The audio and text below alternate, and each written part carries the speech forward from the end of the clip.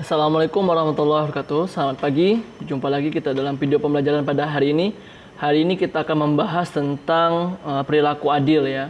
Kita akan melanjutkan pembahasan kita di bab ke-6 tentang perilaku jujur dan adil. Kemarin kita udah bahas tuh tentang perilaku jujur, apa itu jujur, klasifikasi jujur, dan apa saja hikmah yang bisa kita ambil dari sikap jujur. Nah, hari ini kita akan belajar tentang perilaku adil. Nah, sebelum kita memulai pelajaran kita pada hari ini, sama-sama kita lapaskan basmalah. Bismillahirrahmanirrahim. Oke, silakan dibuka buku kalian halaman 103. Di situ kita akan membahas tentang pengertian adil. Di buku kalian sudah tertulis dengan jelas ya, bahwa adil adalah sama dan seimbang. Artinya membagi sama banyak, membagi sama rata, atau memberikan hak yang sama kepada orang atau kelompok sesuai dengan kesamaan keahlian. Maksudnya di sini adalah kesetaraannya itu harus disesuaikan juga.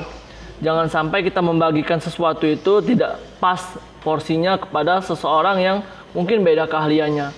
Contoh saja misal seseorang yang bekerja menjadi seorang direktur dengan seseorang yang bekerja sebagai office boy misal, contoh. Keahliannya berbeda, tentu saja pembayarannya, salary-nya, gajinya tentu saja berbeda. Hal ini adil secara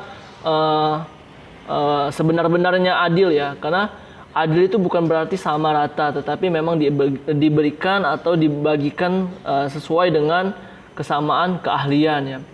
Kalau misal contoh tadi, kalau sesama direktur, gajinya juga harus sama dong artinya, dari sebuah perusahaan yang sama. Tapi perusahaan yang berbeda tentu saja berbeda, karena beda perusahaan juga beda juga keahlian atau kesamaan keahliannya. Jadi intinya adalah adil adalah membagikan sama banyak atau hak yang sama kepada orang yang memiliki keahlian yang sama atau klasifikasi yang sama untuk membagikan hal tersebut. Oke, kita belajar adil ini memang sesuai dengan apa yang telah diperintahkan oleh Al-Quran, oleh Allah Subhanahu wa Ta'ala. Sebagaimana Rasulullah SAW berperilaku adil bahkan kepada tawanan perangnya. Rasulullah sama sekali tidak pernah berperilaku semena-mena terhadap tawanan perangnya. Tetap memberikan rasa adil kepada mereka. Bahkan ketika berperang pun Rasulullah SAW begitu adil dengan cara menjaga lingkungannya, menjaga orang tua. Kalau mengampuni orang yang mengakui kesalahannya dan sebagainya. Jadi tidak ada kesewenang-wenangan dalam Islam ya. Jadi Islam sangat mengakui hak setiap manusia, sebagaimana Rasulullah SAW mengakui semua orang itu sama di mata Allah kecuali dengan tingkat ketakwaannya. Oke, kita masuk ke dalam klasifikasi adil. Di buku kalian ada di halaman 104. Nah, di klasifikasi adil ini maksudnya adalah berbagai macam contoh adil dalam kehidupannya. Pertama yaitu ada adil kepada Allah Subhanahu wa Ta'ala. Di buku kalian ini dimaksudkan bahwa sebagian manusia yang hidup di dunia ini haruslah taat dan patuh atas perintah Allah, tidak menyekutukan Allah dengan sesuatu selain Allah. Nah, adil dengan Allah di sini maksudnya bukan kita menjadikan Allah itu seolah-olah kita memberikan sesuatu kepada Allah, bukan. Maksudnya di sini adalah kita benar-benar mampu mencurahkan segenap hidup kita, diri kita kepada Allah Subhanahu wa Ta'ala seadil-adilnya, sebagaimana perintah Allah Subhanahu wa Ta'ala untuk beribadah ya. Jadi dalam hidup ini juga kita harus bisa membagi yang mana ibadah, yang mana untuk urusan dunia dengan seadil-adilnya, dengan seporsi yang diinginkan oleh Allah Subhanahu wa Ta'ala. Dan harus kita ketahui bahwa porsi ibadah, porsi akhirat itu tentu saja lebih besar daripada porsi dunia kita ya. Sekali lagi, adil bukan berarti sama rata membaginya. Ada porsi yang lebih besar kepada akhirat atau kepada Allah Subhanahu wa Ta'ala dibandingkan dunia. Tentu saja tadi kalau kita di pengertian tadi, tentu saja membaginya itu bukan sesuai dengan 100 dibagi 2, 50-50, tidak. Tapi ada porsi yang harus kita berikan lebih sesuai dengan kebutuhan yang kita harus curahkan ya. Terutama kepada Allah, tentu saja porsinya harus lebih besar daripada kepada dunia. Kemudian adil terhadap diri sendiri. Maksudnya ini adalah menempatkan diri kita pada posisi yang baik dan benar, menjaga dan memelihara kebaikan dan juga keselamatan, tidak menganiaya diri sendiri. Maksudnya di sini adalah kita memberikan hak tubuh kita secara adil. Hak tubuh kita untuk tidur kita berikan, hak tubuh kita untuk makan kita berikan, hak tubuh kita untuk olahraga kita berikan, hak tubuh kita untuk senang kita berikan, hak tubuh kita untuk beribadah kita berikan, semua hak tubuh kita. Jadi kita kepada tubuh kita juga memiliki kewajiban yang harus diberikan, karena tubuh kita juga memiliki hak. Sebagaimana Allah Subhanahu wa taala sangat murka kepada orang yang menganiaya dirinya sendiri ya. Dengan dirinya sendiri saja Allah begitu menganiaya. Seperti yang Allah sampaikan, bahkan orang yang membunuh dirinya sendiri tentu saja begitu dilaknat oleh Allah Subhanahu wa taala. Karena itulah jangan sampai kita merusak tubuh kita dengan cara merokok, pakai narkoba, kemudian kita misal contoh balap liar sehingga kita terjatuh terluka, bahkan sampai kita memiliki cacat fisik gara-gara hal tersebut yang diakibatkan karena kesengajaan kita merusak tubuh kita masing-masing. Jadi jangan sampai kita tidak memberikan hak bagi tubuh kita. Selanjutnya, adil terhadap keluarga. Nah, ini khusus bagi kita sebagai orang tua ya. Jadi silahkan diingatkan kepada orang tua kalian sebagaimana orang tua harus bisa berperilaku adil terhadap anaknya, terhadap istrinya, terhadap dirinya sendiri tadi. Jadi sebagai seorang yang memimpin suatu keluarga tentu saja harus memberikan hak dan juga kebutuhan dari setiap anggota keluarganya secara adil dan merata. Contoh misal seorang ibu yang mempunyai 2 orang anak, yang satunya di SMP, yang satunya di SD misal contoh. Dia tidak bisa tuh hanya sekedar memberikan uang jajan sama rata 10.000. Siapa tahu yang di SMP itu membutuhkan lebih. Karena apa? Misal contoh, ternyata di SMP ada beberapa praktikum yang harus membutuhkan biaya yang berlebih, sementara di SD tidak. Atau misal contoh di SMP sudah memiliki beberapa buku yang harus dibeli, sementara di SD cukup beberapa buku saja. Jadi tidak bisa kita menyamaratakan adil ini dalam keluarga kita. Sekali lagi harus sesuai dengan porsinya masing-masing. Kemudian adil terhadap orang lain. Nah, ini yang harus kita tanamkan ya. Setelah kita memberikan rasa adil kepada diri kita sendiri, memberikan hak tubuh kita, tentu saja hal ini harus kita sampaikan juga kepada orang lain ya. Orang-orang yang ada di sekitar kita, entah itu teman kita, keluarga kita, masyarakat lingkungan, ataupun orang-orang lainnya. Misal contoh nanti kalian bekerja sebagai seorang polisi misalnya, harus menegakkan hukum secara adil-adilnya. Sebagai seorang jaksa juga, sebagai seorang hakim juga, bahkan sebagai seorang pekerja apapun ya, harus menempatkan posisi seadil-adilnya. Sebagai bos misalnya nanti, sebagai seorang pengusaha harus juga bisa menempatkan rasa adil seadil-adilnya, sehingga setiap orang bisa merasakan hak dan kebutuhannya itu terpenuhi secara optimal ya. Jangan sampai kita mengambil hak orang lain secara tidak adil. Nah, kemudian terakhir itu adalah adil terhadap makhluk lain selain kita manusia. Contohnya saja seperti tumbuhan ataupun hewan. Kalau kalian memiliki lingkungan yang asri, tentu saja harus dijaga, jangan sampai kita merusaknya.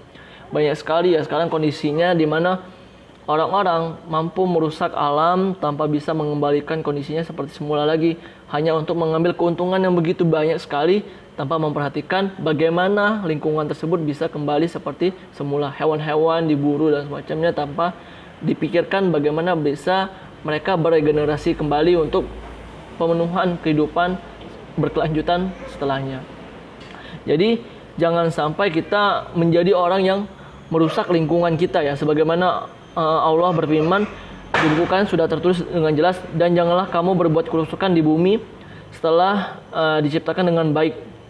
Artinya apa? Allah begitu mempercayakan kita nih dunia ini, seperti yang Allah akan sampaikan bahwa manusia di bumi sebagai khalifah memimpin dunia ya. Jadi jangan sampai kita yang diamanahkan Allah untuk memimpin dunia ini, bumi ini, malah kita yang menghancurkan dunia yang memberikan segalanya bagi kita.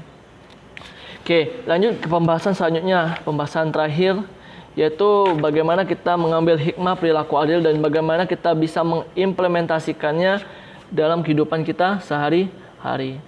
Nah, Hikmah perilaku adil dibukukan ada di halaman 107 ya. Pertama, menjadikan pribadi yang beriman dan bertakwa kepada Allah Subhanahu wa taala, tentu saja karena kita memberikan hak dan kewajiban kita sesuai dengan apa yang kita dapati, sesuai dengan perintah yang kita dapati dari Allah Subhanahu wa taala. Kita adil nih kepada Allah, kita adil kepada diri kita adil kepada lingkungan kita dengan porsi yang sebaik-baiknya. Kemudian disegani dan dipercaya oleh masyarakat, tentu saja ya, orang-orang yang adil pasti akan dipercaya oleh masyarakat kita. Tentu saja mereka akan menjadi pemimpin yang baik nantinya, seperti Rasulullah SAW. Kemudian menciptakan keamanan, ketentraman, dan kenyamanan dalam kehidupan bermasyarakat. Nah, ini paling penting ya. Kenapa? Coba deh kalian lihat, begitu banyak orang-orang yang memberontak, berdemonstrasi, kemudian melakukan aksi-aksi dan lain sebagainya menuntut keadilan ya. Karena kenapa? Memang keadilan inilah yang penting bagi kita semua. Orang pasti menuntut haknya ya setelah dia mengerjakan kewajibannya. Nah, ini yang paling penting. Jangan sampai kita tidak memberikan hak kepada orang lain sehingga menimbulkan ketidaknyamanan, ketidakamanan, dan tidak ketentraman di lingkungan masyarakat kita. Kemudian terakhir adalah mempererat tali persaudaraan dan juga persatuan. Kalau kita sudah merasakan keamanan, ketentraman, dan kenyamanan, tentu saja tali persaudaraan kita semakin erat dan juga persatuan kita semakin terjalin. Nah, bagaimana implementasi perilaku adil ya dalam kehidupan kita? Adil dalam mendamaikan perselisihan ya. Contoh, misal kita implementasikan dalam kehidupan sehari-hari kita. Misal contoh kita melihat nih ada sebuah perselisihan. Dalam berperilaku adil tentu saja kita harus melihat dua sisi. Tidak bisa kita hanya melihat satu sisi saja nih. Jadi kita harus bisa mengkoreksi kedua hal dari sisi ini. Jangan sampai perselisihan ini malah menjadi semakin besar atau tidak terselesaikan oleh ketidakadilan yang kita lakukan. Itulah kenapa kita butuhnya hukum. Bagaimana Islam menciptakan hukum syariat yang begitu detail. Bagaimana menyelesaikan sebuah perselisihan. Bagaimana juga hukum kita sebagai negara hukum juga menyelesaikan persoalan-persoalan dengan sebaik-baiknya. Sehingga kita juga merasakan rasa adil, tidak semena-mena. Selanjutnya, apabila kita dalam berkata juga ya, misalnya kita memerintahkan kita untuk mengucapkan kata-kata yang yang benar, yang sesuai dengan apa yang kita dapati. Di buku kalian sudah dijelaskan bahwa perkataan yang benar bagi umat Islam adalah ucapan yang sesuai dengan Al-Quran dan hadis dan ilmu pengetahuan yang didasari dengan akhlak tanpa disertai dengan nafsu ataupun yang lain sebagainya. Jadi kita benar-benar nih menyampaikan sesuatu hal dengan baik dan benar sesuai dengan ilmunya, bukan mengada-ngada ataupun kita membuat-buat. Jadi adil dalam menyampaikan juga harus kita sesuaikan. Kemudian adil walaupun terhadap musuh. Tadi sudah saya jelaskan sebagaimana Rasulullah SAW bahkan di perang pun Rasulullah SAW tetap memberikan rasa adil kepada mereka yang sedang berperang. Tawanan perang Rasulullah juga begitu diperlakukan dengan adil, tetap diberikan makan selayaknya manusia, kemudian tetap diperlakukan selayaknya manusia, tetap diajak bernegosiasi selayaknya manusia. Bahkan orang-orang kafir ketika berperang dengan Rasulullah SAW, ketika mereka memang ingin masuk Islam, diharam dibunuh untuk darah mereka ya. Sehingga begitu adilnya Rasulullah memperlakukan manusia. Kepada lingkungannya juga begitu adil. Jadi jangan sampai ya kita walaupun terhadap musuh kita begitu brutalnya kita untuk menghancurkan mereka, menganiaya mereka, seburuk-buruknya mereka, tentu saja kita harus tetap menganggap mereka sebagai manusia dan memperlakukannya seadil-adilnya selayaknya manusia sebagaimana yang diperintahkan oleh Allah Subhanahu wa taala dan juga Rasulnya sallallahu alaihi wasallam. Nah, karena itulah kita harus terbiasa nih dalam berperilaku jujur dan adil. Jangan sampai kita menjadi orang yang dicap sebagai orang yang munafik dan juga kita dicap sebagai orang yang tidak amanah terhadap apa yang telah diberikan kepada diri kita. Kalau kita tidak mampu ya silakan katakan saya tidak mampu, sehingga kita tidak berbuat sewenang-wenang terhadap apa yang kita dapat amanah seperti itu. Contoh misal seorang pejabat misalnya, kalau memang mereka tidak mampu berbuat adil, jangan sampai mereka menerima jabatan tersebut. Karena apa? Nanti jatuhnya menjadi zalim. Kalau kalian tidak bisa mendapat amanah, jangan sampai kalian mengambil amanah tersebut. Kalau kalian tidak bisa menyimpan rahasia, jangan mendengarkan rahasia orang lain. Kalau kalian tidak bisa menyampaikan dengan jujur, ya sebaiknya kalian diam. Jadi, apapun yang kalian katakan, apapun yang kalian buatkan, silakan sesuai dengan apa yang sebenar-benarnya. Jadi, Sekali lagi, jujur dan adil inilah pondasi awal kita untuk berhidup dalam masyarakat yang memiliki kesejahteraan, kenyamanan, dan juga rasa kenyamanan yang tinggi. Semoga kita termasuk orang-orang yang memiliki sifat jujur dan adil ini. Amin ya rabbal alamin. Oke, itu saja materi kita pada hari ini untuk pelajaran kita. Silakan kerjakan lembar kerjanya ya. Kemarin sudah saya sampaikan ada satu soal, silakan kalian jawab dengan penjelasan yang cukup baik ya.